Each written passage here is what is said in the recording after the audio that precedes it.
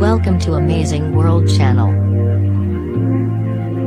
Published 0624 EDT, 7 October 2017. Updated 0651 EDT, 7 October 2017. EU officials have held secret Brexit talks with Jeremy Corbyn amid fears that Theresa May's government will collapse before Britain leaves the bloc. Negotiators in Brussels have met with the firebrand socialist as well as shadow Brexit Secretary Sir Keir Starmer in recent weeks.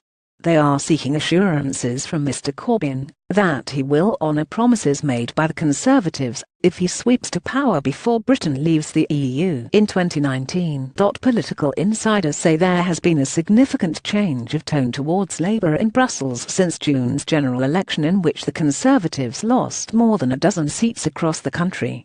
EU officials are seeking assurances from Mr Corbyn that he will honour promises made by the Conservatives if he sweeps to power before Britain leaves the EU in 2019. Senior EU officials are said to fear that upcoming Brexit talks with Mrs May on October 19 could be made irrelevant if there is a change of government.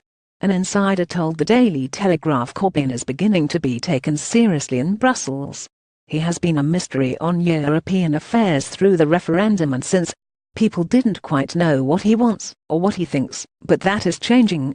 The Conservative civil war has worsened after Mrs May's dire conference in Manchester, which culminated in her speech being wrecked by a prankster, sore throat and collapsing set. It has left the Prime Minister vulnerable to leadership challenges, forcing her to insist she has the full support of the cabinet after an attempted coup earlier this week.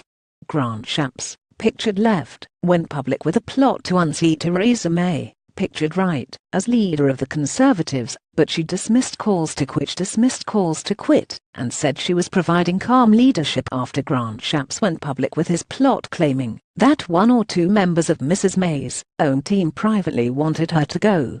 But the former party chairman admitted his plot was still well short of the 48 names needed to force a contest for the top job.